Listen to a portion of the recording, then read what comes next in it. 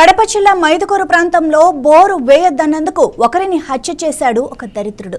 అబ్దుల్ రసూల్ అనే వ్యక్తి పొలంలోని బోరుకు అత్యంత సమీపంలో బాలసిద్ధారెడ్డి బోరు వేయడానికి ప్రయత్నించాడు. దీంతో తన బోరులో నీరు తగ్గిపోతుందని తీవ్ర ఆగ్రహానికి గురైన అబ్దుల్ రసూల్ మచ్చు కత్తితో బాలసిద్ధారెడ్డిపై దాడి చేశాడు. ఈ దాడిలో బాలసిద్ధారెడ్డి అక్కడికక్కడే మృతి చెందాడు. హత్యానంతరం పరారైన అబ్దుల్ రసూల్ కోసం పోలీసులు గాలింపు చర్యలు ముమ్మరం చేశారు. ప్రత్యేక బృందం